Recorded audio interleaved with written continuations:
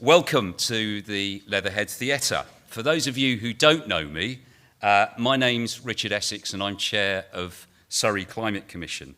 And welcome to this special event that we're holding between us and the Institute for Sustainability at the University of Surrey. I'm joined on stage by our chair tonight, Cathy Atkinson, who is chair of Surrey Hills Area of Outstanding Natural Beauty, and Professor Amelia Hadfield, who's head of the Department of Politics and Dean International at Surrey University and is representing the Institute for Sustainability this evening. Just want to say a little bit about Surrey Climate Commission because some of you may not be aware of what we do. The Surrey Climate Commission were launched in 2019 and we formed a collaboration of organisations across Surrey focusing on the transformational change that's needed to hit the critical climate targets that we need to get to. Since the launch, we've been really successful in building a strong network across many organisations, and we've helped to galvanise action, motivation and commitment to that cause.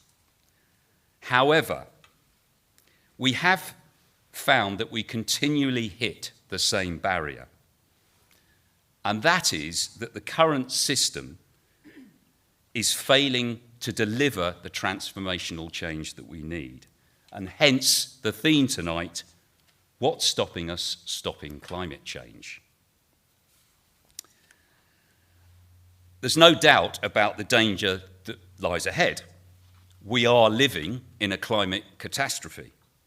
And people like you, activists, community group members, charities, businesses, public sector, we're all making vast efforts to counter climate change and to reduce emissions.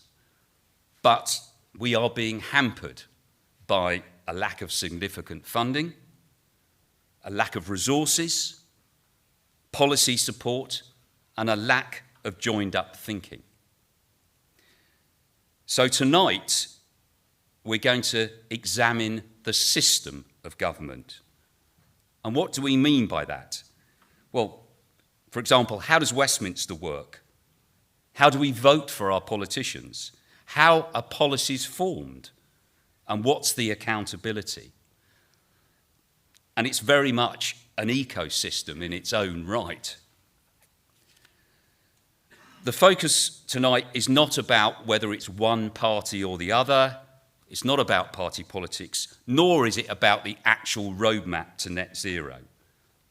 But what we're focusing on is why the machinery of government is not delivering the transformation we need. What are the blocks?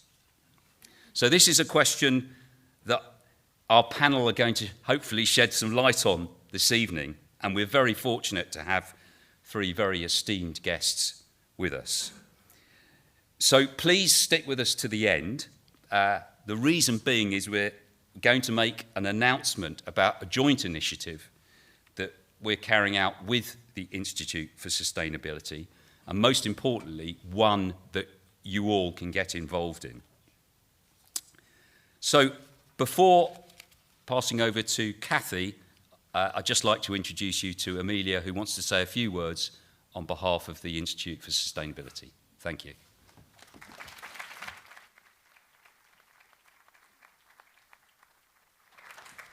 Richard, thank you very much. It's a great pleasure to be representing the University of Surrey here this evening. Ladies and gentlemen, thank you for the invitation and also for the strong network ties that Richard has been so instrumental in forging. So we consider ourselves at the university to be a neighbour, and I think more than that, an anchor institution, a location and a hub for research and teaching and training, and capacity building, and making sure that we work intensively and efficiently with local stakeholders, including local government. But we also want to make sure that we're rolling in civil society networks, and by far the most important of late is the Surrey Climate Commission. So it's a great privilege to be able to work with Richard and his stakeholders as well. The Institute for Sustainability was launched almost a year ago at the University of Surrey for a number of reasons. One, because the university has for decades been very, very focused on biodiversity and net zero and sustainability and climate change in all aspects. Hard sciences to begin with, that's Surrey's prowess, but increasingly social sciences and governance. And the thought was that an institute would be the very best method by which to encapsulate and pull all these various talents together, but to make sure that it was as outward-facing as it was inwardly representative of the research potential. In the last year, we have really seen it take off, and the kudos here goes to the staff of the Institute for Sustainability, many of who are here tonight, and I will embarrass them by getting them just to put their hands up and identify themselves so you can nobble them later. And the idea, of course, is to make sure that we too support that strong network, that we work with local government, that we work with the UK national government, and of late, that we can work with international governments. I'm really delighted that we've come to the attention of the United Nations themselves for the enormous amount of work that has been done sustainably at the University of Surrey. And hopefully within a couple of months, I'll be able to announce more formally the shape of that work in terms of the Institute's role with the United Nations. It's my privilege as Dean International to be able to manage that and take that forward. So tonight could not be more relevant, and absolutely stay to the end to hear about upcoming initiatives. One final plug, if you will allow me, in addition to being the head of the Department of Politics, fun job, never a dull day, I'm also the founder of the Centre for Britain in Europe, and we have a pop-up outside that indicates that. The Centre for Britain in Europe was founded in 2019 to keep an active forum open and a conversation way open, if you like, between the UK and Europe on all things, including sustainability, and we have done really remarkably well, I think, in our own small way as well. I'd like to invite you to the University of Surrey on the 1st of November to an event that is called Green Means Go, and we're inviting the Surrey Climate Commission, Surrey County Council, and a variety of academics who do a huge amount in terms of sustainability. I don't know if the amphitheatre is quite as big as this one, so it'll have to be kind of first come, first serve.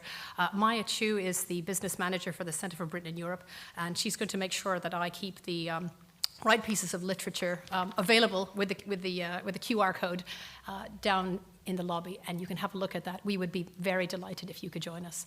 I'm also going to leave bits and pieces of research that we and our students have done, one including new Surrey localism, post-COVID-19 practices and public services, anchor institutions, and community well-being. We make really good use of our students. They want to work with us and for us as well, and they are heartily connected to wanting to enjoy the fruits of enhanced sustainability. So I'm very much looking forward to the panel tonight and to welcoming you to the university. Thank you.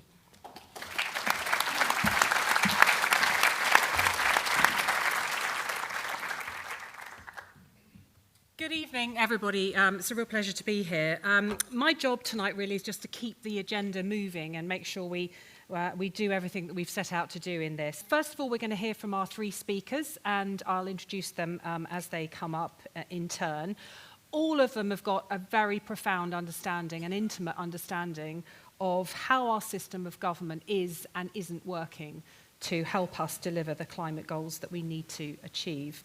I don't want to pretend this is an easy brief, but let's just say you've got plenty to work with. Let's just reflect the decision to postpone the deadline of the sale of petrol and diesel cars, or the delay in implementing the requirement for biodiversity net gain in new developments, or yesterday the confirmation that new oil and gas exploration will go ahead at the Rosebank field off Shetland, regardless of who's in government. And that's just the last week. So I'm sure I'm not alone in this room in sometimes feeling quite powerless in so many climate-related decisions and actions that are taken in my name by those in government and in opposition. As we said, we're keeping the party politics out of it tonight. So tonight we're asking, how can we build a better system of government, centrally and locally, to help deliver our climate change obligations at the speed and scale that is required? I'm going to ask our speakers to think about two factors when they're giving their talks. Firstly, the unequal nature of climate change. So we know that carbon is not emitted equally per capita across the planet or indeed across Surrey. And the impacts of climate change are also not felt equally. So can we improve our system of government in a way that leaves no one behind?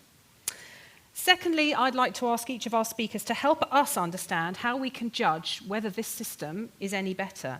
Is it working better for the climate? So what markers should we look for? What should we expect to see, hear, do, be involved in if this system is working better? We're going to start with Natalie. Natalie Bennett, Green Party peer. Natalie served as leader of the Green Party of England and Wales from 2012 to 2016. And during that time, led the party to a result in a general election which tailored more votes than in all of the previous general elections added together. Natalie was given a peerage in 2019 and now sits in the House of Lords. She's an active campaigner for proportional representation, local governance, and far greater public engagement on policy. Her forthcoming book, there's some little flyers down here if you're interested, outlines why she thinks we need to overhaul the way we think, live, and do politics. And to solve climate change, she said, what we need is system change rather than business as usual with added technology. So please welcome Natalie Bennett. Well, thank you very much, and thanks for that introduction. And I suppose I should do a little bit more personal introduction, which is so you don't have to sit there wondering. The accent comes from Australia originally. And I'm very unusual in politics in that my first degree is agricultural science. And sadly, there are very few people involved in politics from a scientific background. So if you are a scientist, a special plea to you to think about getting involved in politics, because we definitely need more people with that understanding. But those of you who might remember back to 2012 when I first became Green Party leader, one of the things that the media was most interested in when they found out the ag science degree and the Australian background was that I was probably the only British political leader who knew how to shear a sheep. An interest that might tell you more about the media and the way the media works, which may actually be what's stopping us, is an interesting question. The media might be one thing to point to. But I thought I'd start today by reflecting on a couple of things I've been doing today, which really helped us to answer some of the questions we're looking at tonight. So I started with Baroness Brown of Cambridge, who Lord Deben knows extremely well, the chair of the Adaptation Committee on the Committee on Climate Change, talking about adaptation at an event. And the message I think I can fairly sum up was, we've done lots of talking, we've done lots of thinking, but we have done almost no delivery on the issue of adaptation to the climate emergency. That means things like, and some truly horrifying figures about the threats of the way in which our homes are not suitable for high temperatures. Of course, we talked a lot about flooding and we talked a lot about food security. So what's stopping us is we have talk but no action. So that's message one from my day. The second event of my day was around lunchtime. I joined Chris Packham. Some of you might have heard he was outside DEFRA. And the slogan was to get something done about a state of our natural world, with the report out today on the state of nature, which is in short absolutely dreadful. I don't know how many people here, I have a feeling there might be a few people here in the audience. If you put your hand up if you were at that demo today. Well done. It's great to see. And there's one message I've really got from this evening is, how do we make change happen? What's stopping us is we need to ensure that everybody makes politics what they do, not have done to them. So you were doing politics, everyone who put your hand up today, so well done and thank you for that. But there's lots of things, of course, in our system that stop us, people doing politics, people having their say in politics. I spent quite a lot of years, probably 5 or 6 years, going around meetings like this saying, we really need to reform British democracy. And then one day, and sadly I can't remember where it was, I actually got to a meeting and thought, well, actually, the UK is not a democracy. We have a government that was elected with the support of about 28% of eligible voters back in 2019. That was Boris Johnson. You might remember him, yeah, however many back. So we don't have a parliament that reflects the will of the people. We have a parliament that reflects the tiny minority of the people. And we have a politics that demonstrably, not talking party politics, but simply doesn't deliver. And I think it's worth thinking about where we start from in that. Is this any surprise? Because first of all, we have an unwritten constitution accreted by centuries of historical accident. I was in the House of Lords showing a young from Thailand democracy actress around and pointing to a painting from the 1890s of what Parliament looked like. And except for women coming in, it essentially looks the same. And this Thai activist pointed at the men in white coats and said, "Who are they?" And I said, "Oh, they're the bishops." And he said, "You don't still have bishops in the House, do you?" I went, "Yeah." Hereditaries, 92 hereditaries. If you want to read some really funny speeches, Lord Grocott, a Labour peer, every time we have a hereditary election, when somewhere up to at most couple of dozen people elect someone to be in the member of the House of Lords, Lord Grocott does some great speeches on that. But the other thing that, so we've got the problem of an electoral system that doesn't deliver a representative parliament. We've got all these historical accidents from the past. And the third thing that we've got is we have an incredible concentration of power and resources in Westminster. We are the most centralised government in Europe. And this is something that I think people don't really realise, but what we've seen, and magnified by the past decade or more of austerity, is that local government increasingly now only has enough money to deliver its statutory responsibilities, i.e. the legal responsibilities decided by Westminster. And people get fed up because their local government's not doing what they want it to do, but the local government says quite rightly, well, we simply don't have the resources to do that. So those are some of the structural problems. What that produces is a kind of politics, and I used to work for the Times newspaper, spent quite a few years in the early 2000s, and I saw this firsthand. How do we make policy in the UK? Very often how we make policy is Secretary of State has a bad morning on the Today programme, got beaten around a bit and didn't come out very well. Needs a good headline because, you know, they're thinking about going for the party leadership some point in the future and they need a good headline to get themselves back with the party members. So they sit in the back of the ministerial car about 3 in the afternoon and they have a brainwave. Front page of the Times that evening, 9 o'clock, first edition. Government is going to do something. Next morning, civil servants sit around going, how do we either do this or at least make it look like this is happening? Been much influenced by a book called Nation of Devils by a Cambridge, I think he's emeritus now, prof called Stein Ringen.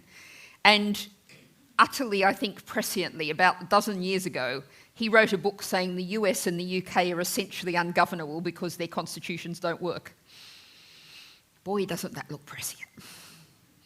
And what he pointed out, and he's Norwegian originally, comes from a PR type system. The problems with PR, with first past the post with majoritarian systems versus PR, is that you have two sides and it's a seesaw. One side comes in and tries to undo everything the previous side did. Then the other side gets in and tries to undo everything the other side did. So you have individual people able to just go, I'm the minister, or I'm the Secretary of State, I'm just going to do this. You have two groups of people who swap around and try and undo what each other's did. And if you want a really classic example of this, Donald Trump is the great example of this. If you want to find one piece of consistency of the last Trump presidency, and I'm afraid I do say last Trump presidency because there are no guarantees, the one piece of consistency was he wanted to undo everything Obama had done. That's no way to efficiently run a country. The other thing is, looking back at that individual point, in a PR system, when you have, I know the word coalition has some unfortunate resonances, but nonetheless, if you look at how this works in Europe, most parts of Europe, which of course, the only other first past the post system in Europe is Belarus. which is not an advertisement. The coalition has to get together and they agree a program for government. So different groups of people representing typically something like 70% of the population get together and agree a program for government with lots of people inputting, and there's not space for someone to just have an idea one morning and turn it into government policy that afternoon. So that's the kind of ways of doing things. So, what to do? I've focused a lot on what's wrong. I always believe in focusing on hope and how change is going to happen. And I'm going to preface this by asking you, you don't have to answer, but it's a rhetorical question. I don't know if have you been to the facilities here in this building yet? Because if you haven't, I will say you should make a visit at the break, even if you don't need to. Because what you'll see in there, and this building is probably, most people in this room wouldn't have been born when this building was built. Or not far off anyway. Okay, I'm not being rude about your age. There in the loos are the built-in, carefully designed, stylish ashtrays. And so I'm about to say we can change everything, which happens to be advert title of book. And people say, and people have lost faith in believing that politics can change things. But you think about that it used to be normal to smoke in the loos. And now that would look like a very, very, very strange piece of behaviour indeed. So we can change, and we do change. And I think it's really worth focusing on and prefacing that. So we need to bring in proportional representation. That radical step of making Parliament reflect the views of the people. If you get 10% of the votes, you get 10% of the seats. It means if you want to vote for a party, there's a good chance there'll be someone in Parliament representing you. Crucially, we need to decentralise power. And I was talking yesterday, an example of wonderful ideas, and there are so many wonderful ideas out there. In Sheffield, I'm a Sheffield Green Party member, and there's the River Don in Sheffield, which has been and should be a crucial part of the environment and people's life, but is not in a great condition now. And there's a group of people getting together to try and rescue the River Don and put it back at the centre of people's lives. And they've got a lovely idea. I hear lots of what I think are really mad ideas for using artificial intelligence, but I think this is a lovely idea. They're aiming to use artificial intelligence to create spots where people can go and talk to the River Don. You'll be able to say, "What can you do for me, River Don?" Or you can say, "What can I do for you, River Don?" And so there's a group of people looking to co-create with all of the communities along the river a management system, something that engages people in managing that river. And you know what the conversation we were having was, how are we going to let Westminster let us do this? How are we going to find the resources, of course? Might we be able to get the South Yorkshire Mayor, something that most people actually voted against having but got it inflicted on them anyway? How are we going to get them to actually engage with this? And what's really striking about all of that is people in a local community have a great idea and they're trying to work out how to get around our systems to actually deliver that idea. So what we actually need are systems that deliver what people want. And that means changing our current political system. The other thing is, I think when we're talking about the climate emergency and that question of what's stopping us, there's a lot of focus and a lot of finger wagging goes on. Why are people still doing this, or why are people still doing that? Well, I'm not terribly concerned about individual behaviour. The fact is we could all turn into absolute saints and our collective climate emissions would still be far beyond what we can actually bear. What we need to do is make the environmentally friendly thing to do, the socially responsible thing to do, the easiest, cheapest and simplest thing to do. So what we need to do when we're thinking about our systems is we are talking about, and I suspect there's a few people in this room who've done this with me, what we need is not climate change but system change, going on marches chanting system change. And I would say that where we need to start is the political system. But I'd also throw into some thoughts about what kind of other change do we need. And when we talk about dealing with the climate emergency, you'll hear a lot of talk about solar panels and electric cars. And let's think about, we cannot have anything like a one-for-one replacement of petrol and diesel cars with electric cars. Think of the resources that would demand. We need a different kind of transport system focused on walking and cycling and getting around, and that helps to create a community. But what else might help create a community?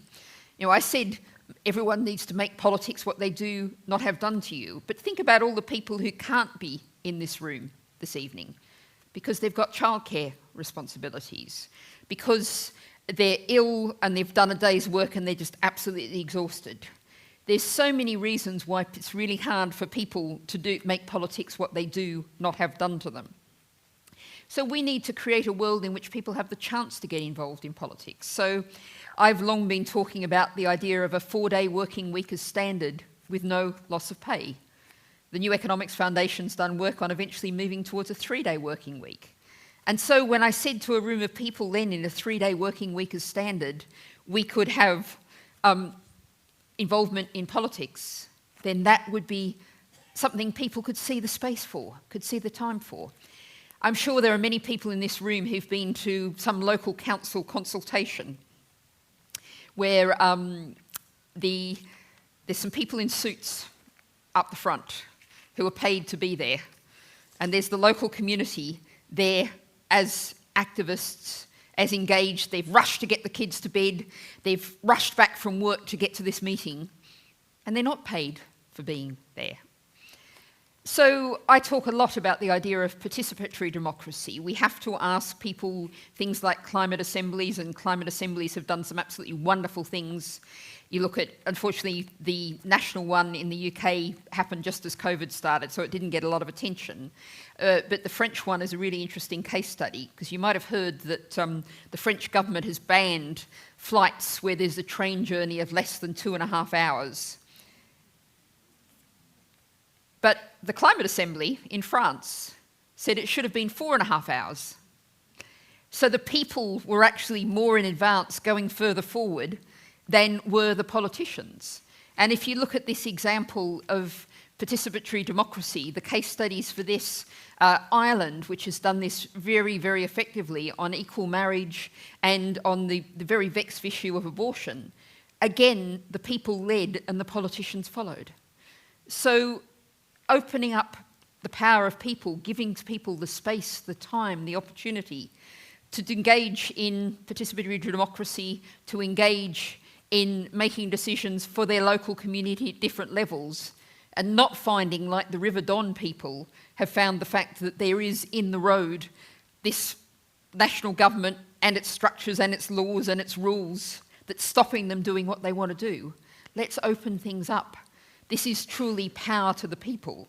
And this is something that I very, very much believe in. I was actually on Ian Dale's LBC program last night, and we were talking about the population and the way the world is going now. And we have, the birth rate is falling off a cliff. We have ageing populations.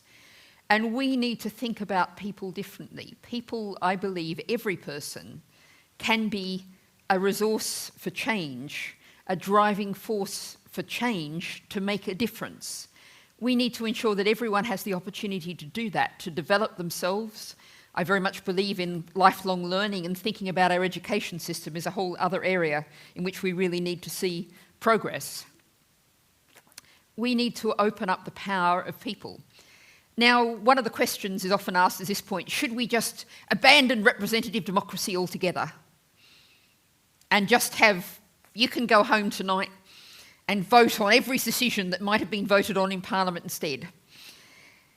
Now, I can see an argument, but I'm not sure that everyone wants to go home and have a debate and consider carefully what rules we should have to regulate breweries, or many of the other things that Lord Deben and I and other people in the House of Lords debate, the fine details. I think about how, if we think about how participatory democracy, climate assemblies, people's assemblies fit in this framework, what we really have to do is end up with the big key questions of our age being, carefully debated and you have a People's Assembly, and of course what you have around that People's Assembly is a whole social media debate, a whole national debate, so everyone can get involved in it for the big questions of our age. And then behind that, you have some people who do the details of delivering that. So that's the model I put to you, and I think I must be just about out of time. I've lost track of time, but there's no clock in here, and all I can see is a bright light straight in my eyes. So what do we need to do, and how do we deliver this change, a proportional representation, democratic, decentralised system? Well, that, I think, is one of the big decisions of our age. I wouldn't leave it to the politicians. I've got an ideas of what it should look like, but I think we should have a People's Constitutional Assembly. After centuries of historical accident, after being frozen in time when the fact that the last real change in Westminster was women getting the vote, and that was 100 years ago. Let's put it to the people, have a People's Constitutional Convention, and design a constitution that looks fit for the modern age. But you don't have to wait for that, because as from the example I gave of the River Don, what's happening around the country is lots of amazing groups of people in all kinds of different ways are stepping up. So what you can also do is create a model for Westminster of how things should be done, and that can inform what our new system in Westminster looks like. So remember, make politics what you do not have done to you. Thanks very much.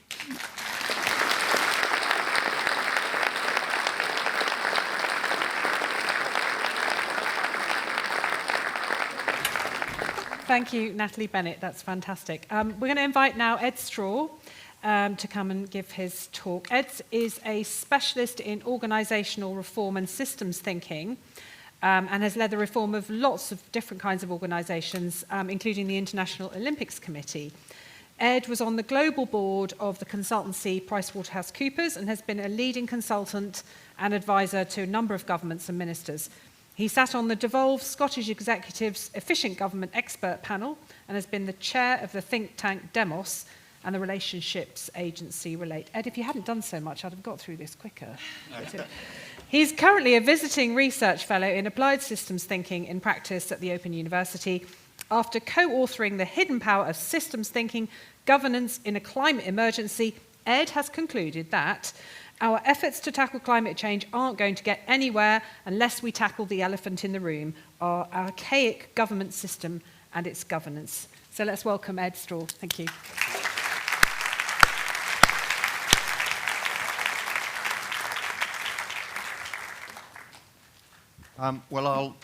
Here is my speech, but you can pick, which bits you want from it. But I thought, given what Natalie said, I'd start. So system. There you got this system.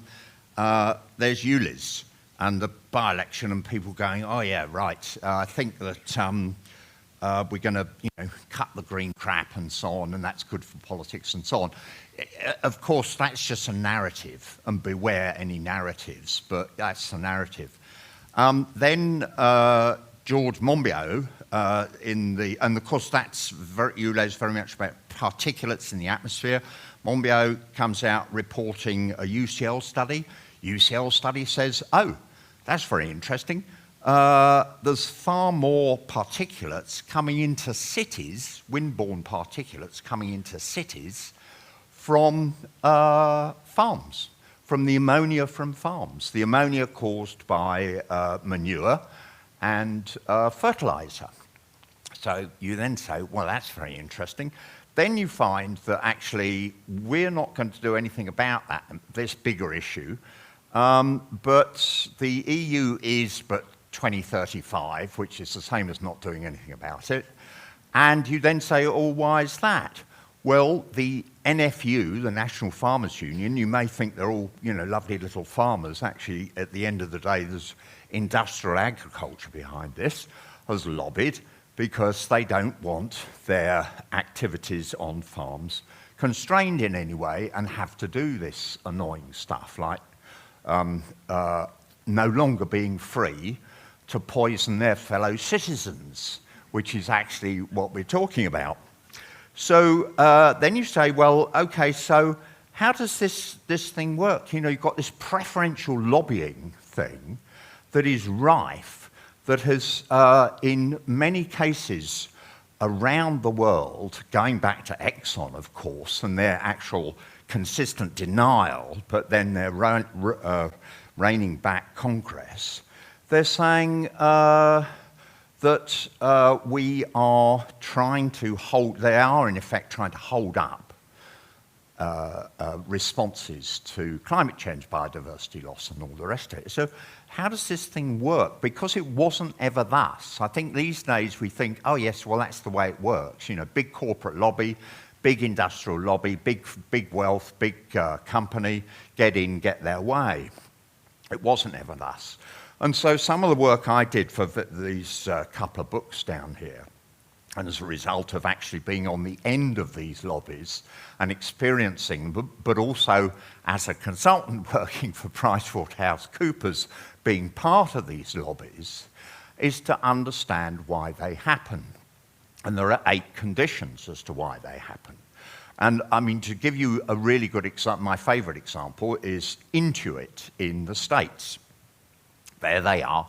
California comes in with tax simplification because the tax thing is so complicated in the US that you have to have, even if you're poor, either an advisor to fill up your tax form or Intuit that has this very clever piece of software.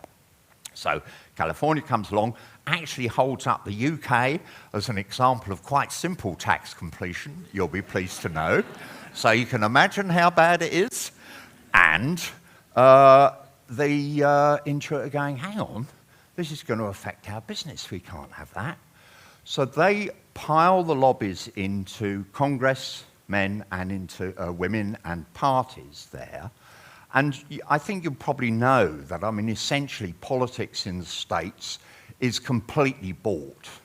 And you might wonder why apparently sort of liberal and nice people like Barack Obama, for example, do or don't do things, essentially is what happens.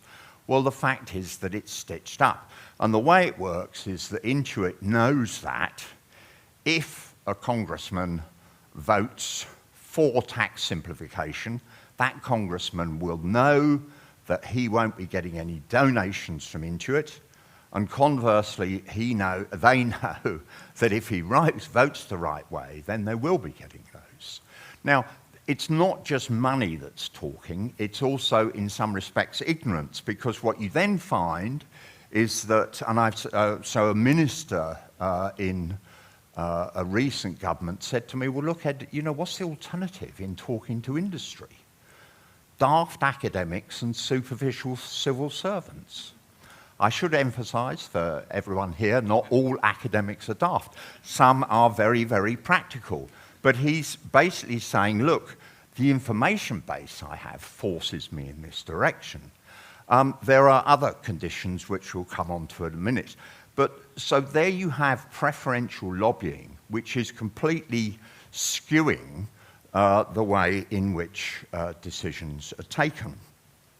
You then sort of carry on with that and you say, well, actually, what about this policy thing? We do policies, don't we? And then you stand back and you say, well, hang on, yeah. So that presumes that we can policyize an end state into existence. So here we are, here's manifestos, lots, would you like this basket or this basket? And these things are going to happen. And then you actually look at it and you say, well, actually, let's take clearing the slums after the war. We threw up these huge, big cities in the sky, and we found that they didn't work. So we tore them down and actually built the things that were there in the beforehand.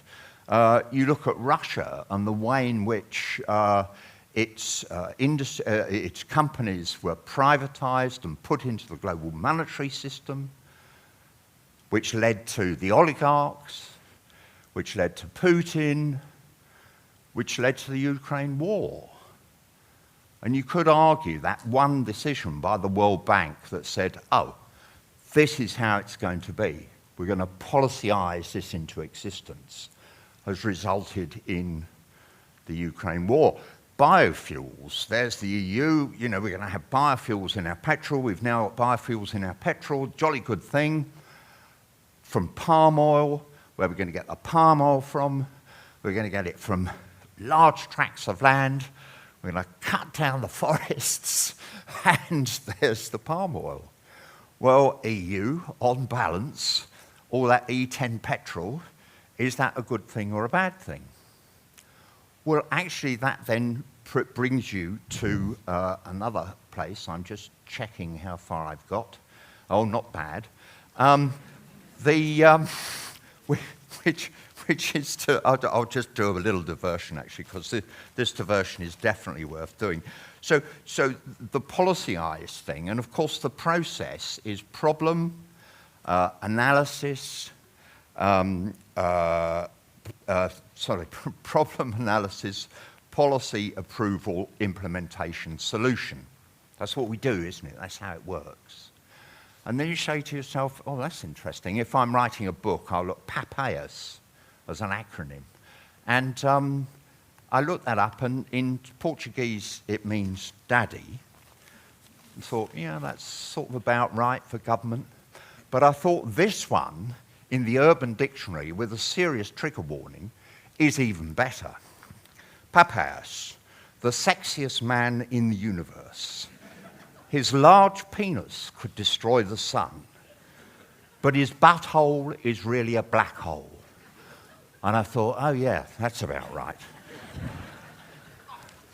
But there is also a serious point about that, because if you think about policy, every time we shove a policy out, or a law, or a regulation, or a statute, or whatever it is, a program, a project, in practice it is an experiment. And what then happens? Well, if you do experiments, you need to see how they're working. And you need to get some feedback. And then you need to see if you can course correct. Because actually we were trying to head there, and now we're a bit over here because of the tides and the current. So we're going to need to go back here. Where is the feedback system in government? There are 3,500 laws have been produced in the reign of Queen Elizabeth. How many of them are working? Do we know? I mean, there are thousands of regulations, many of which are simply used by tradespeople to make money out of us. You may have come across them. How many of those are working? How many of the policies, the programs, and all the rest of it? So you've got this massive machine that's sort of chucking stuff out, and I've seen it. It's phenomenal. Without a lot of interest, or zero interest, as to whether it's working. That's not what we do around here, is it? So if you think about that, and the way that gums up the system, the way it gums up the bureaucracy, the way it becomes harder and harder and harder and more difficult to get things done, then it's not surprising that we're struggling with something as complex as systems change, as climate change, sorry. So, where have we got to on this little chart here? I think, yes. So we've got preferential lobbying, which is essentially about lying in order to appropriate wealth. That's what it is. It's not wealth creation, any of this, it's about wealth appropriation. You've got the lying that goes on as a matter of course, because if someone comes along and says, oh no, Minister, that's not working, well, you bung in the rhetorically massaged statistics, you cook the books, you go on the radio, you spin and all the rest of it. So you've got the lies we're familiar with, which is from politicians. You also get that happening, of course, from the media, as a matter of course. You also get that happening, I mean, the bucket loads of corporate speak from companies, and indeed universities and the rest of it, any sort of official organisation. And you get the lies of omission. These are the lies where we are not looking at the results and outcomes of all those things we've done. And you then say to yourself, well, can the world run on lies? You know, is this possible? And you turn around, well, no, of course it can't. Don't be stupid, Ed. But that's what we're trying to do. And that's one of the great failings that we're going to have to adjust and put right. I should say, in fact, that all of the things that I am talking about today are aimed at the biosphere, but I wrote a lot of this stuff and did a lot of this analysis, if you like, well, I mean, it was always the key issue, but well before that became the key issue. And all of these things, all of these changes we need to make would have a positive impact on the gross inequality we have. They would have a positive impact on the quality of the public services we get. They would have a positive impact just generally across the world, across the way, in terms of how government performs. So there are, I should say, some of the ways in which things don't happen. And so what is it that we can do? And so I think at this point we can probably, I'm going to make one point, that's fine, do leave that up. People have said, oh yeah, okay, so, you know, how about getting the politicians and all the rest of them to change?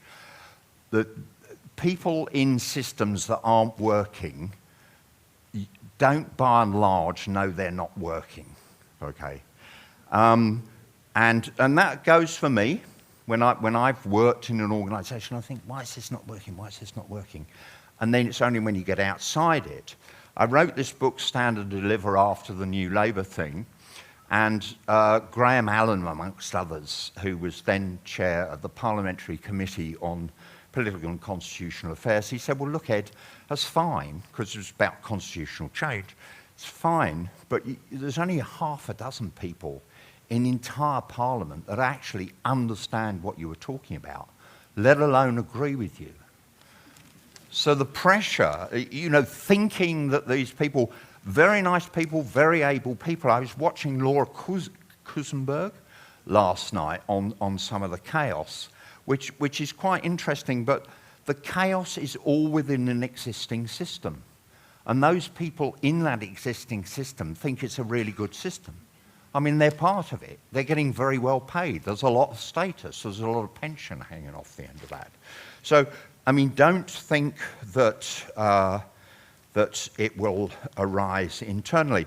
The other thing I wanted to say, just before moving on to this, is that this is not about good and bad people in these systems. If only we got lots of good people, then everything would be fine, and got rid of the bad people, then we could operate the system. The system doesn't work.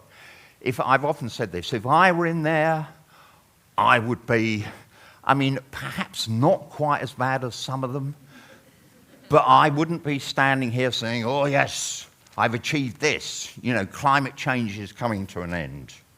Right, so there are some of the things that all of the things we need to do if we're going to stop preferential lobbying, engage people in changing the ways of living, which adds up to stop running the world on lies.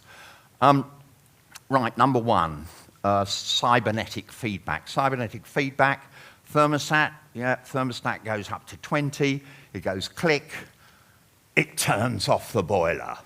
Right? So it's not just about feedback in government, it goes click, the law isn't working, it abandons it or replaces it. So now, in order to get cybernetic feedback, you need a separate institution. You can't obviously give it to the government today, they just argue about it. I think this should come from the second chamber. It obviously has to be a radically reformed House of Lords. And you need this full separation of powers that says it's fundamental in any functioning system, and this is a truism as well for any in any organisation, it's fundamental that you have to have feedback, otherwise it won't work. Sorry to emphasise the point. So we've got the executive, the government, we've got the legislature, we've got the judiciary, and now we need the feedback thing. I've called it the resulture. Many people have turned around and said, that's a revolting name, Ed. I've said, yes, I agree. Can you come up with a better one? And it's independent, obviously, and all the rest of it. But what else did I want to say down here? Just in terms of the US, we're okay here, but in terms of the US, the reason that they're totally owned by wealth over there actually comes back to the Supreme Court. The Supreme Court, the judges are politically appointed. You don't have the separation of powers that you need, and until the US sorts that out, then we are stuffed. Okay, I think I'll race on to the end and have the next slide. So, because there's just a few things I wanted to say on transition, which is the big issue. So, I mean, that's how, I've not mentioned the global monetary system. So I was lying there one day being prepped for an operation, and the surgeon said to keep me amused, oh, what do you do, Ed? I said, I'm writing a speech on what's stopping us stopping climate change. And she said, money, isn't it? And yeah, the global monetary system right at the top, this insatiable appetite which is driving everything. Next slide, please. But unfortunately, it has no relationship to the context. Conventional economics, the environment is an externality. It doesn't count. Brackets, should all conventional economists be up in the International Court against crimes against humanity? Close brackets.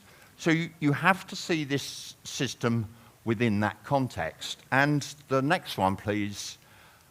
So, you know, taking that, I mean, what matters most now? Well, you can read that. I think consumption and advertising is just a massive driver. We've got individualism, public services, party politics as a sort of fail-safe. We got culture wars as a sort of sideshow because we can't actually do anything much about the really important show. And then we've got the environment. Just on capitalism, very briefly, there are 50 shades of capitalism. We have an amazingly extreme, sort of high-octane, you know, uber capitalism. You don't have to have that, and you need to shift away from that. And what, next one, please. Ta-da! And there you are. It's time to stop. Well, I mean, this is the bleeding obvious, as my mother would say, isn't it? I mean, what has to happen, you know, matter most? Well, the biosphere, the depollution and the clean-up, that is not going to happen unless you've got collective, participative, deliberative, engaging, you know, what do you think we should do tomorrow approach to life, rather than, I think, and civic society, and we'll be discussing more, that's terrifically important. Land use, you're going to have to look. Good government transition. Well, I mean, if you think about transition, and this is the difficult bit, you know, it's easy for me to stand here, and designing constitutions actually isn't that difficult. The tricky bit is the bit in the middle, the transition.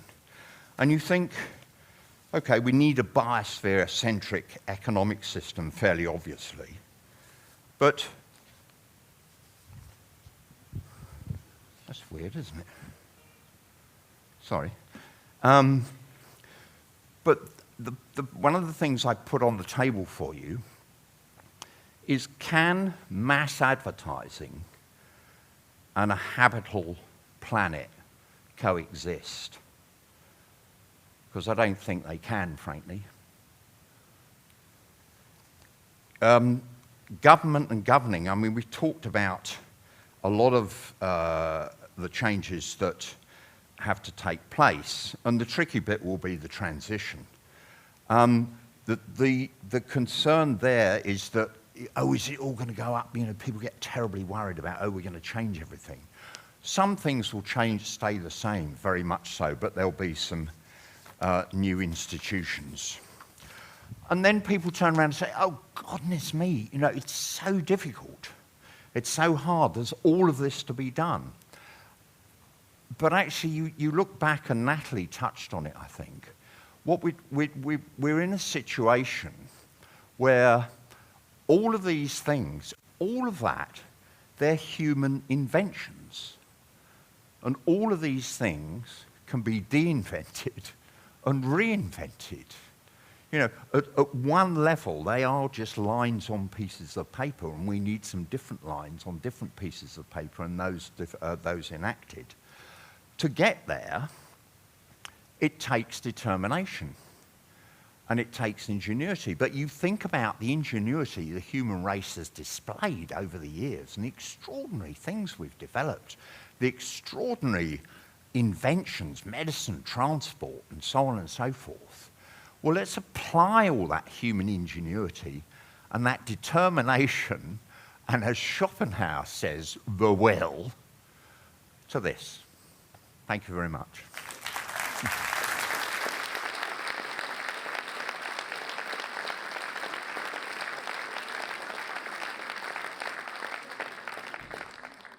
Thank you, Ed, and we'll have a prize for somebody who can come up with a better word than resulture, I think, during the interval. We're moving on now. I'd like to invite Lord Deben up to speak. Lord Deben will be known to many of you. He's the former chair of the Climate Change Committee, which he led until June of this year. Obviously, that's the independent body established to advise the government on its emissions targets and to report to Parliament on progress. Actually, I asked Lord Deben earlier, I said, do you feel sort of unshackled now that you're no longer the chair? And he did admit that he does, so feel fully unshackled tonight. Here, please. In his final letter to the Prime Minister as chair of the committee, he dealt harsh criticism, saying, "Our children will not forgive us if we leave them a world of withering heat and devastating storms where sea level rises and extreme temperatures force millions to move because their countries are no longer habitable. None of us can avoid our responsibility. Delay is not an option." He also recently called the government's plans to reach net zero not sensible and suggested that our whole political system is to blame for this failure to deliver. So, Lord Deben, thank you for coming.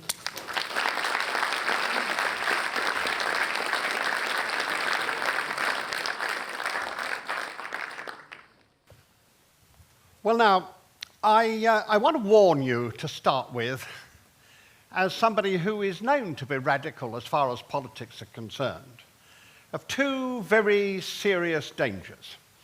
One is the idea that if you change the system, you will release people to decide what you want them to decide. Now, we have just had the most disastrous example of that. Britain has left the European Union. Quite definitely the worst thing that we've done for 100 years.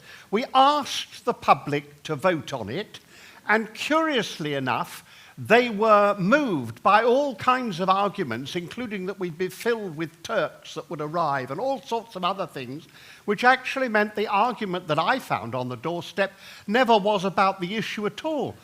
Indeed, there was a businessman who a friend of mine went to in my very former constituency, and he said to this businessman, he said, "I hear you're voting to leave the European community. What on earth is that about? That seems to me very silly." And the man said, "Well, I'm going to because the vicar's gay." So my friend said, "I don't understand why that means you're against being a member of the European Union." He said, "Well, because I don't like what's going on and I've got an opportunity to say no." So my friend said, "But you don't even go to church. I don't understand this."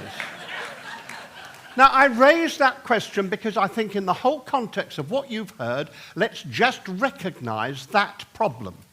That you don't necessarily, by system change, get what you want. I'm just telling you about my local district council. The Greens won it. What was the first thing they did? It was to refuse the planning permission for a solar park. Oh, I said, well, I thought we were in favour of solar. Oh, no, well, it was very unpopular, you see, so we didn't do it.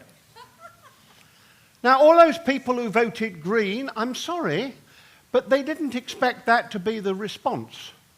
Now, I'm not arguing about the Greens or the Tories or the Labour Party or anything else. I'm merely saying that talking about system change without recognising that it is much more difficult, as you have heard, you've had two people with a whole range of different bits and pieces and no idea about what you do to get there, and climate change is too urgent for us to argue about those things.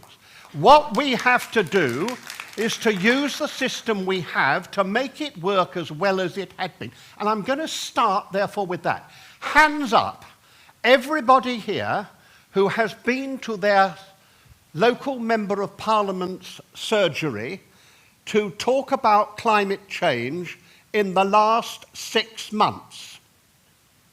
Okay, 1, 2, 3, 4, 5, 6, 7 people out of a whole lot of activists.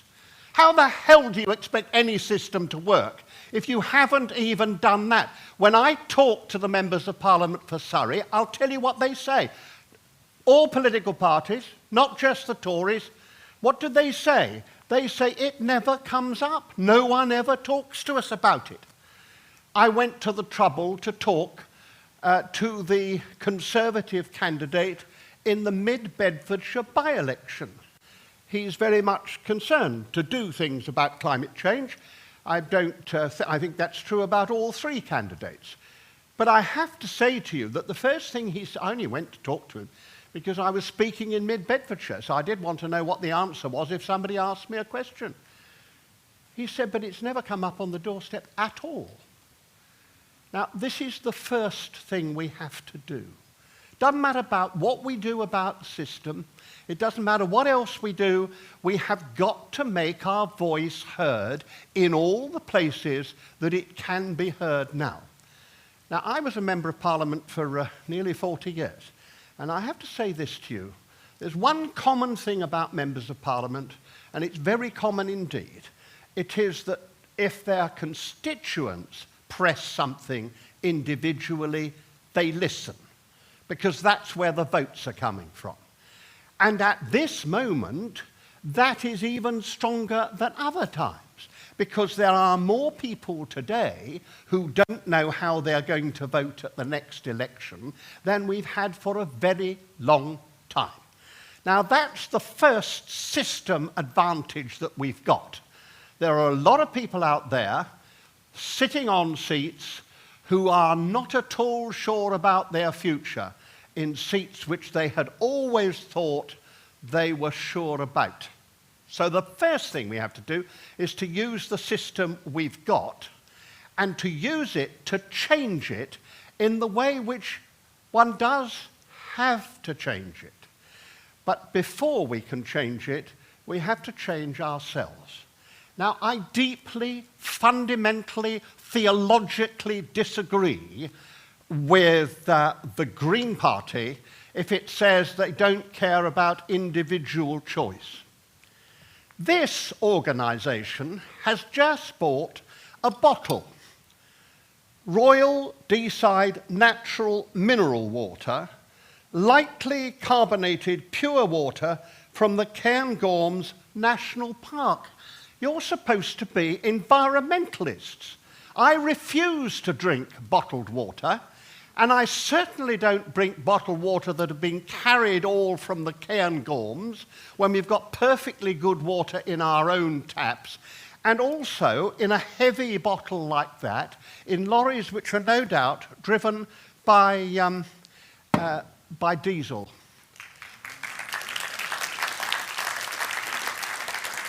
And frankly, if I don't do it myself, I can't ask anyone else to do it. And if everybody did some of these very small things, you can make a huge difference. Very simply, if everybody in Britain only boiled the water in their kettle that they needed to for their cup of coffee, we would be able to close, in the old terms, 2 generating stations. The truth is, the first step in system change is our changing ourselves. And if we're not prepared to do that, no one else is going to listen to us. So I do drive an electric car. I do have a heat pump. I do try to do the things. I'm not boasting about it because I'm lucky enough to be able to afford to make those decisions, so I'm not boasting about it. But I am saying that I couldn't honestly have been the chairman of the Climate Change Committee if I wasn't doing what I was asking other people to do. So you have to start with yourself, and the next bit of the system is it's the organisations in which you are and the things that you have an influence on. I'm proud to say that the 2 organisations doing most round the country are rather surprising. You might not know, but it's the Church of England and the Catholic Church. Part of that reason is that I spend quite a lot of time telling the Catholics that the Church of England are doing that, why aren't they doing it? And as a Catholic, I go and tell the Church of England the other way round.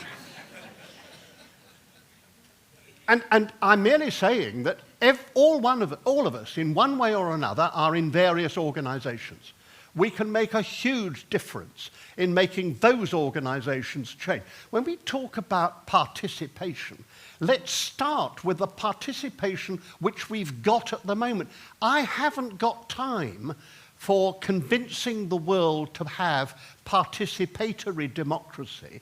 I've got to get the present system to move fast enough that my children and 9 grandchildren and 1 on the way are actually protected. And I'm not talking anymore about, just a moment, proportional representation. So what happens in France? You have proportional representation, and then you've got a frightful fascist standing, so everybody gives up the particular organisation they've got and have Macron because you've got to have somebody who is not as bad as the dreadful woman. That's what you do. That's how you get round it. Proportional representation, and Madame Maloney in Italy. So this is a wonderful system, isn't it? I just am cynical about the idea that by playing around with things, that having a perfect answer, that we will have a real renaissance. What we have to do is to realise just how serious climate change is.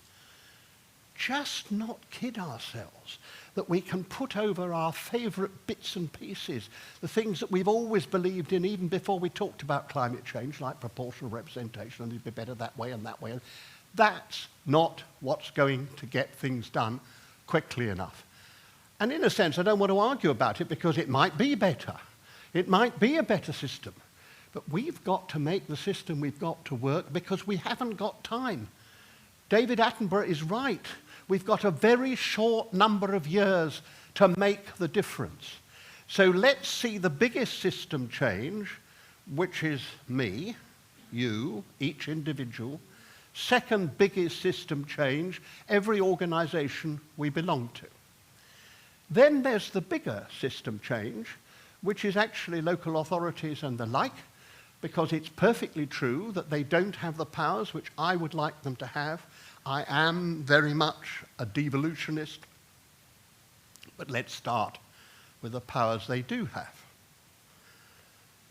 Surrey County Council could make a series of decisions which aren't affected by the money, but which are a different choice. Now, I don't know what it's decided on this issue, but I'm proud to say that Suffolk County Council now doesn't cut any of its verges, except that very small number which are a matter of safety.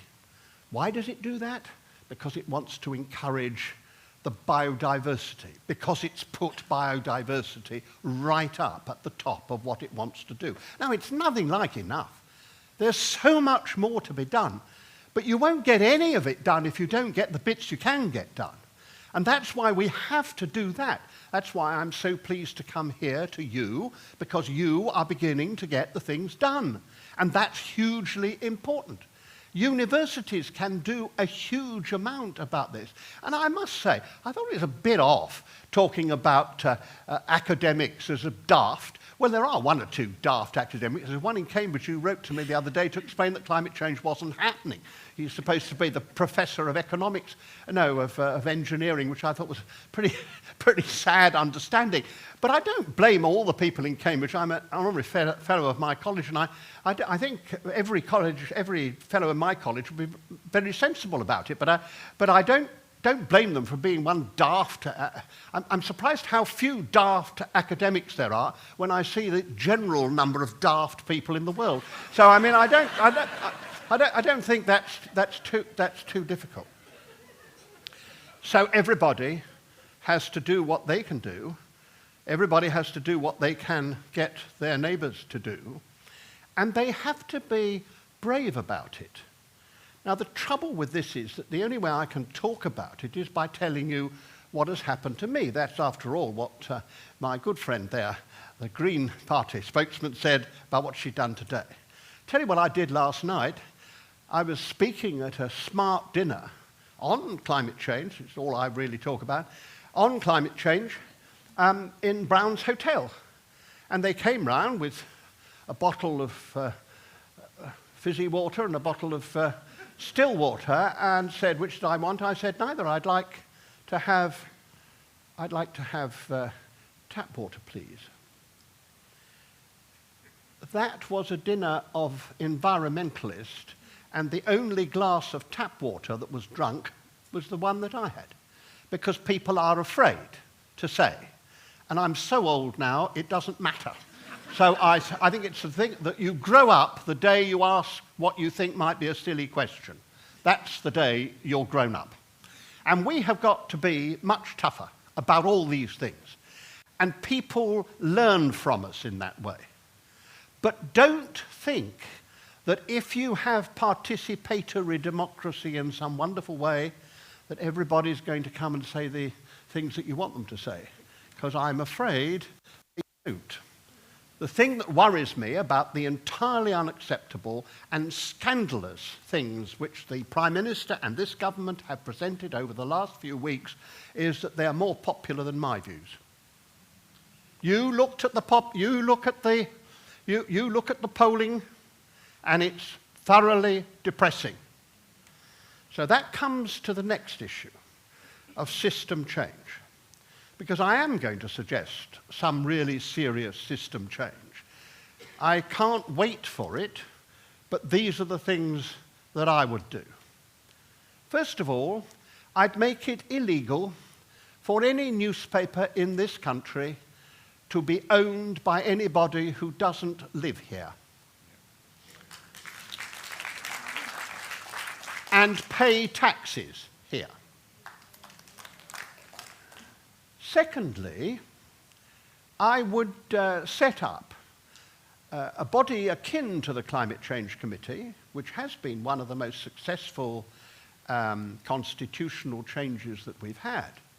Independent, able to advise the government, but also when Parliament votes on our budgets, they become necessary. They become the law.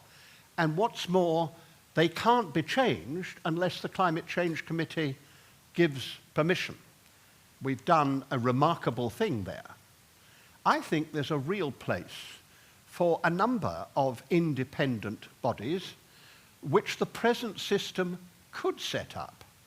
And one of the things that I'd do would be to implement the second half of Leveson, which was not implemented, to insist that there is a real situation that when the press tell lies, then they have actually to be acted, they have to do the things that are necessary, and they get fined. And somebody independent makes those decisions. Because frankly, if you read the Daily Mail and the Daily Telegraph, you don't know what is going on.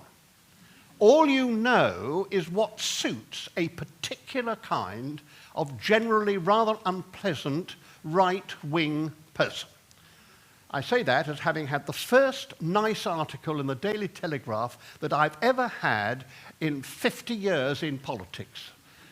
Day before yesterday. Don't know how it happened, don't know what I've done, but it was. Now, the point I'm trying to make is that there are things we can do about our system which we could actually do quickly enough to have some real effect. And that's when I want to come back to Parliament for a moment. The situation in Parliament is much worse than it was when I got in the first place. Because in those days, you couldn't push things through. You had to get a guillotine.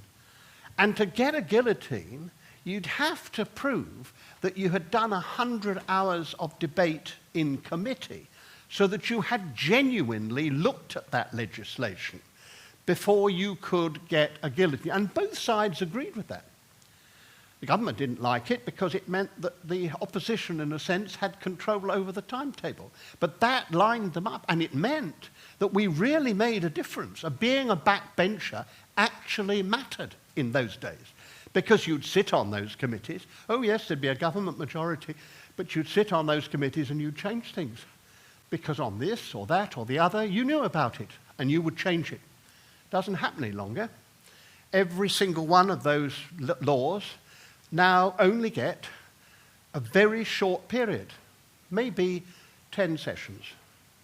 So they've never gone through the Act. They've just done a bit at the beginning. And then it comes to the House of Lords. Now, of course, you can't defend the House of Lords in the way it is at the moment, but it could work, and I don't care much who's in it. It just has to have a lot of sensible people, which is roughly speaking what it has. I don't make jokes about the way it's elected. I have to listen to pretty interesting issues.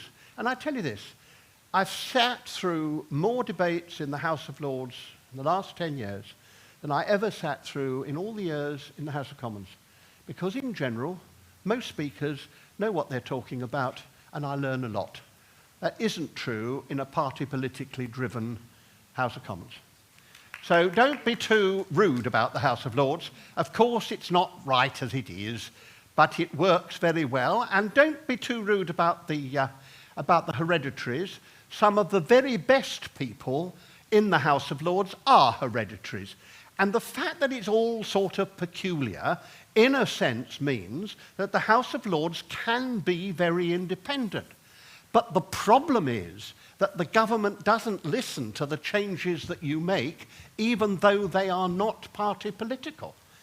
It seems to have to fight for whatever rubbish it happens to put in front of you. Whereas the House, which is supposed to be merely the House that gets the details of laws right, isn't listened to.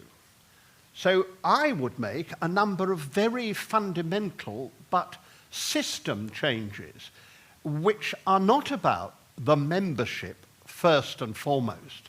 They are about the powers of and the need for government to listen to the proper reforming arrangements which any second chamber ought to have. And in the House of Commons, I would make sure that the opposition goes back to having power over the timetable, and I would make sure that therefore we would have less laws because it takes longer to get them through, which deals with the problem of all these laws. But then I do agree that there is a great deal to be said for having two other institutions which I would like to see, and I would certainly seek them. First of all, I would like to have an independent institution which is akin to the Law Commission, but has a slightly different role. And its job would be on an automatic basis to assess every 5 years what that law has achieved or not achieved. In other words, and it would be able to choose which ones. It couldn't do every one, but it would choose the ones that it would do, and it would do that. And when it made its public statement about that, Parliament would have to discuss it and debate it, and they would have to go back to explain to it why it isn't prepared to change those things. You build that up and you have the right people in that organisation, you'd make a big difference. And the other thing is, I do find it extremely difficult that we don't have a system whereby any of us could say, do you know, what's stopping us doing this right thing about climate change is this law, this arrangement, this particular protocol. That's what's stopping us. And there's nowhere to go with it. Unless you can get your Member of Parliament to be fascinated by that, and that's not always possible. But don't you think it would be a good idea if instead of a better regulation committee or a deregulation committee, we had a centre in government, and what you had to do there would be that centre would receive ideas from people, and they'd have to look at them, and they'd have to reply to them, and government would have to implement what they said as technical changes which need to be done. You'd get a very different range of things if you did that. Now, we haven't got time to wait for all those things to happen, although there are lots of people who are pressing to do that, and the present system could deliver it. But what we need, first of all, is what the Climate Change Committee said we needed, which is we need a delivery body. This government has had some of the best targets, it's done some of the best things internationally, and it's had net zero, and Mrs. Thatcher was the first person to go and stand up in the world and say we've got to do something about it.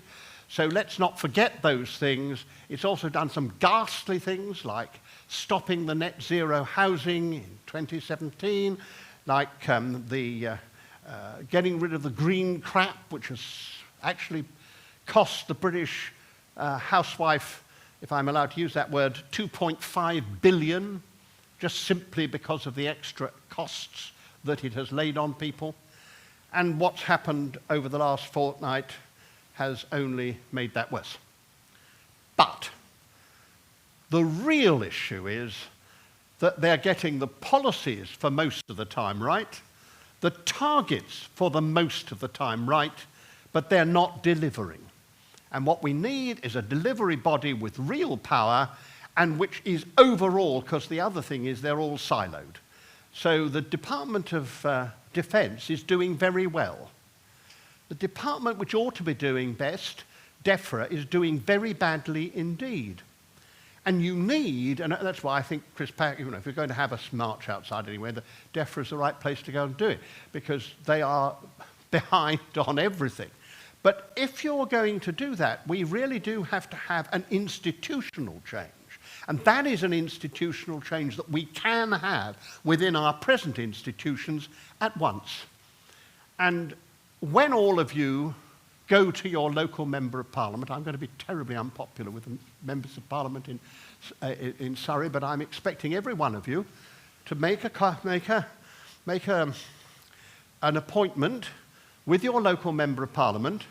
It doesn't matter whether they are sensible or not sensible, you go to them, they're the ones, and you find out who's standing for the new constituencies, because they will be very important. And you also see who the opponents are, if the Labour and Liberal Democrats and Conservative opponents, if wherever the seat is held, and you go to them as well. But you go to the sitting Member of Parliament, and if they ask you beforehand, what are you going to talk to them about, you say, it's a private matter which I wish to talk to the Member of Parliament about. Otherwise, some apparatchik says you won't be allowed to go and talk about climate change in certain places, but not in when I ran it with mine, but that is still true with some. Private matter, I want to speak to my Member of Parliament. And then you go well prepared. And that means three simple things. First, you go telling him or her about the climate change effects in this constituency, his constituency, her constituency, and why you need to change those things here. Secondly, how it is really affecting Britain, and thirdly, how it's affecting the world. And you only try to get over a simple thing which is to say we have to go faster. We just have to move faster. And unless you're prepared to move faster and deliver, then my vote is not going to be for you. Because I have got to put climate change first. Now, I'm not telling anyone how to vote, but I am saying that your vote ought to be really affected by your views on climate change.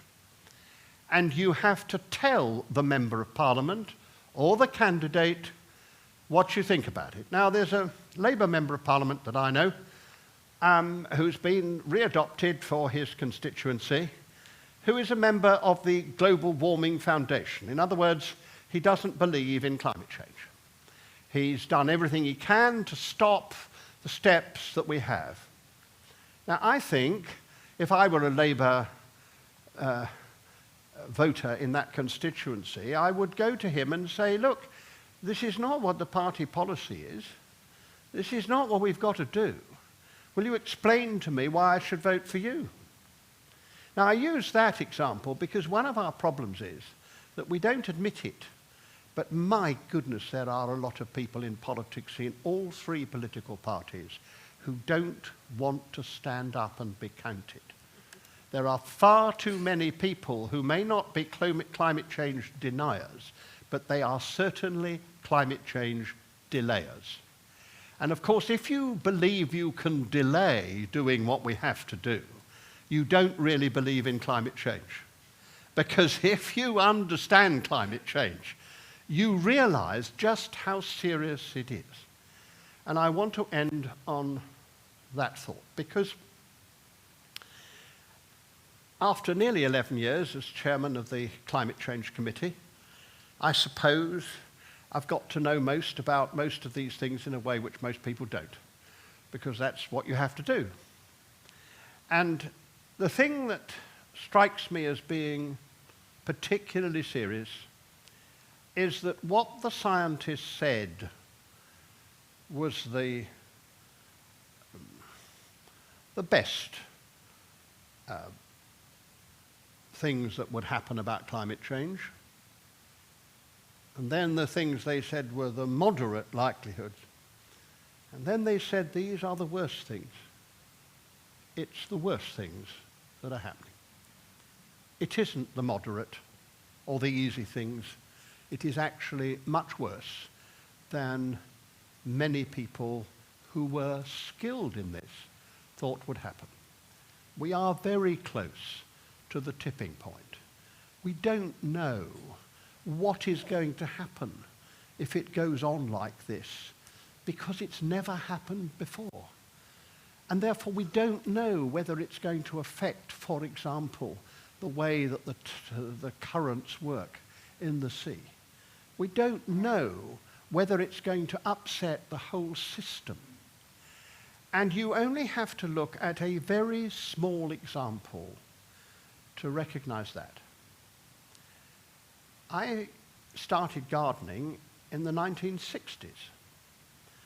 Spring is now 17 days earlier than it was when I started gardening. That means that the blossoms come out, but the pollinators are not yet there. We have actually interrupted the system that gives us life. And that's why we haven't time for massive system change. We have got to make everything we do, and every organization we belong to, and every political pressure we can bring about, we've got to make them deliver. And if we do that, we have a real chance of winning through. If we wait for perfection, for something which will be totally much better, then climate change will catch us, because we no longer have control over the timetable. It is climate change which directs that. And so I come back to the old saying, Never let the perfect be the enemy of the good. We have to make as much good as we can out of the system we have, because that is the system we have, and must change it and improve it wherever we have a chance. But in the meantime, none of us should do anything at any time without looking at it through the lens of climate change. None of our organisations should look at anything without looking at it through the lens of climate change. In the end, it's not climate change that is the disease, it's the symptom of the disease. Climate change shows us what we've done to the earth, done to the soil, done to the air, done to the seas, done to the very planet which gives us life. And I don't care whether you're religious or not, but if you have a chance to read the Pope's encyclical Laudato Si, in about 100 pages, he absolutely skewers it. It is the symptom of the way we have treated other people, the way in which we have treated the creation which we didn't make. And to change it, we've got to change. People, institutions, governments, everything we are part of. And if we don't do it, no one else is going to do it. And if we don't get on with it and not try to wait until perfection arises, then we are doomed. And I believe that we ought not to allow the human spirit not to rise to the occasion. I think humanity can rise to that occasion, but it will start with us. And unless we get it right, individually, one by one, unless we get it right, we have no right to seek others to do the same. But if we do, then we can get them, and they can get others, and then we can build it. And in the end, we will win, but only if we start with ourselves.